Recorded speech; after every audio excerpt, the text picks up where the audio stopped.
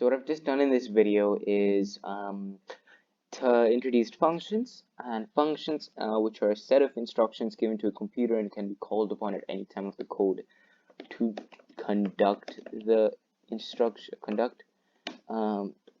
at the code, so you can tell them to do the set of instructions. So we will be making a simple calculator. So this comment is on the wrong line.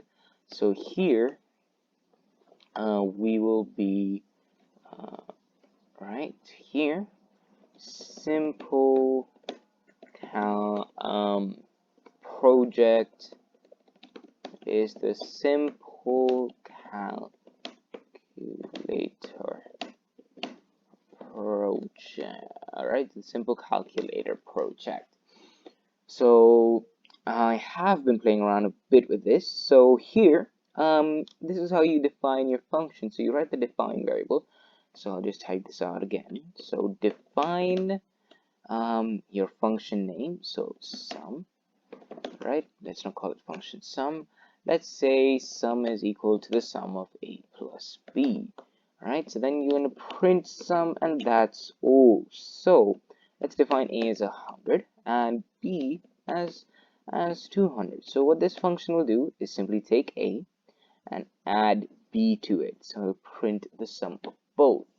All right, so now this won't work unless you call your functions, you call some brackets. So here below these printed messages, we got our answer. All right, so for making the project, the requirements are, so what we need, requirements are loop to repeat program and functions for each mathematical operation, i.e., which is addition, subtraction, multiplication, and division. Right? So we already have a function for sum, but we deleted it. It's fine. So we're going to make some actual functions which we can use. So functions to use. All right, so let's first make our sum function, or function for sum. Now you can see that I'm using a lot of comments in this program. It's taking a lot of lines. Comments are very important in a program. It tells a reader what's going on in your program, which is very, very helpful if you're gonna use it in an industry or something. So define our sum.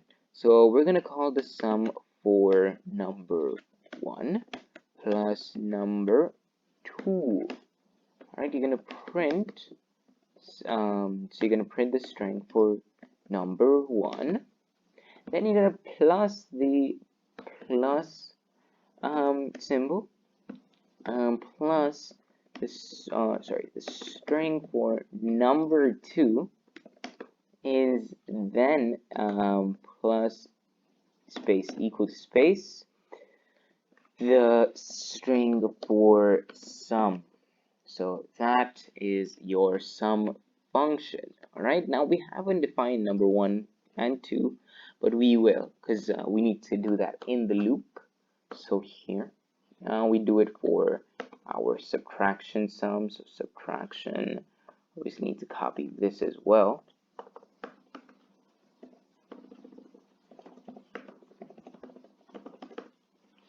Subtract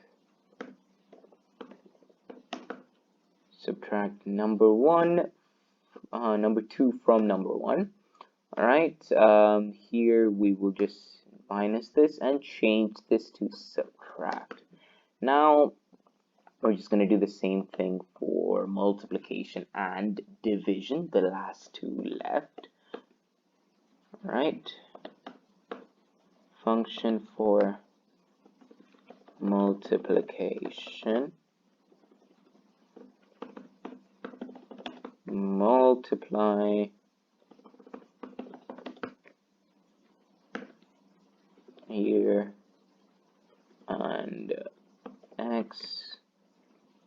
and here it'll be mult.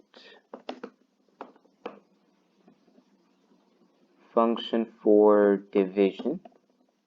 Alright, so we'll call this div, or to avoid confusion, divide. Here our answer is divide. Alright, so print the division of some number 1 and 2. Right, and is equal to the string for divide. Alright, now we're gonna name our repeat loop. So we're gonna use a boolean for this. So repeat loop. Here, the boolean here will be considered to be false, but our while loop will be continuing on when it is equal to false. So what this means is, this is repeat loop is false, so this is false. And here in this while loop, so I'm just going to write something here so we don't lose the indent. Here, the repeat, so here small, here the repeat loop is true. Repeat loop is true. So here it is false. We first initialize it as being false, and then we say that it's true in this loop, and it's going to continue until it is true. So first we define number 1. So we're going to write enter input, enter the first number, and this is going to be an integer format, obviously. All right, then for this one, here space, here number 2,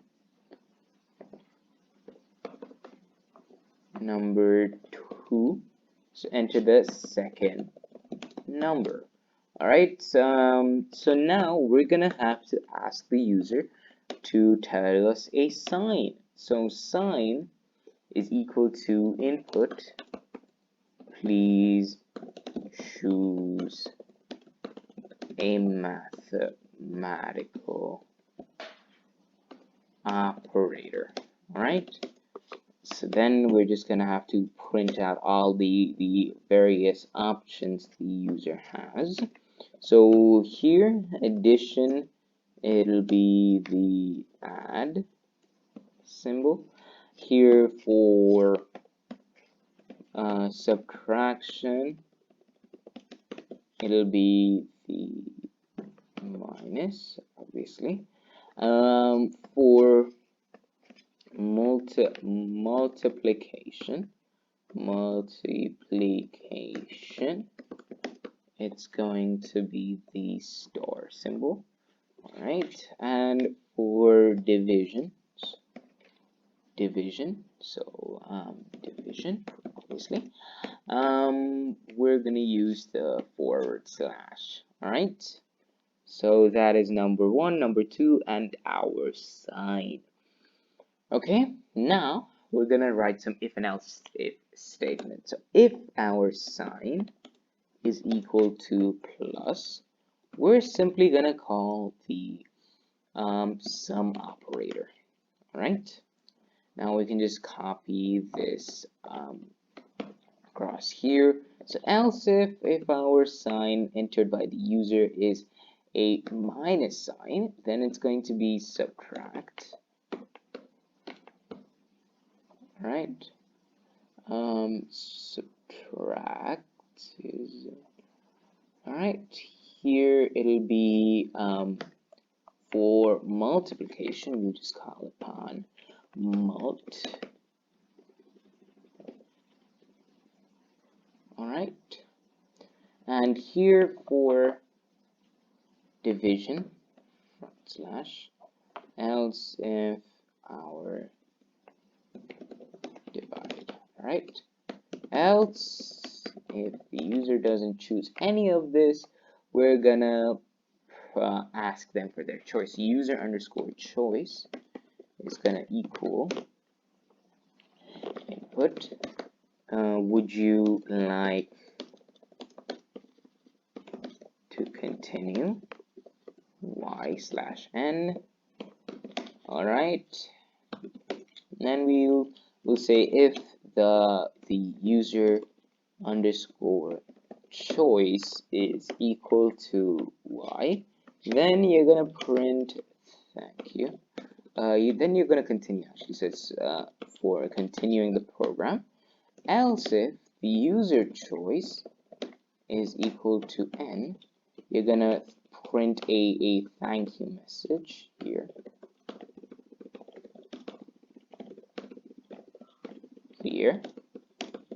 A thank you message, thank you. Alright, and you're gonna break the loop, so it's gonna stop. Now, since you want the loop to keep repeating itself until this breakpoint, if the user chooses to do so, you're gonna then come here and you're gonna copy, you're gonna then initialize it as false again, is false, so loop will repeat itself. Okay, so here you set false, here you set false, and that's all. So that's how the calculator will be. So let's do this. So here, and let's run the code. So let's enter the first number. So we also this note that we printed here. So note the first number is considered to be greater than the second. So in that case, let's say 200. Or we can just stop this, and so this is for like subtraction. So if we said 200, 100, and we said minus, so enter the first number.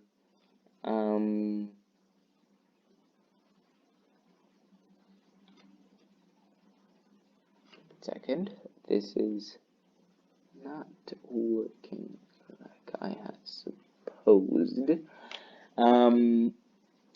Oh yes, all right, now I understand. So instead of else, we will consider this to be a variable on its own in the loop. So what this does, it stops the loop from repeating itself over and over. So it stops repeating itself from number 1, but it'll go do these if else statements, then ask the user if they would like to continue, and then do this loop to check whether the user will continue or break it. All right, stop here. We're gonna add one more thing. So enter choice. All right, this will be in a brand new line. Enter choice. All right, run the code. So 200, 100, and this time we're gonna divide them. Would you like to continue? Yes. All right, let's enter our second set of numbers. So 300 and 250. And subtract the 2, you get 50. So you can see that these print commands really just are there to make the code look better. What if we said 500 and 500? All right, we said the same. Enter the okay, 1 second. Also we need to write this is else if user underscore choice not in let's make a list here. Let's make a list here. So y underscore n list, which is just gonna be a capital Y and a capital N. So if it's not in our y underscore n, then it's gonna ask for the user choice again. Before it's gonna print try again. All right, and then it's gonna ask for the user choice. Try again, only enter capital Y and small n, here, here, here, here. All right, stop the code, let's run the code again. So our first number is 200, our second is 100, and we wanna multiply them. So that's to 20,000.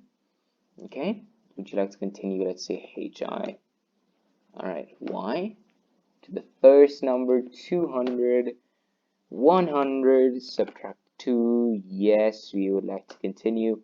So we write 400, 300, let's actually add the 2.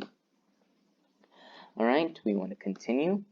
And let's say 500, 500, and this time divide the 2 to get 1.0, and no. So that's how we can use functions to like condense the code a little bit and then like not have a huge while loop here and there. So we can use functions to really make the code look better and do a lot of other tasks, and we can just call upon them on the in the program.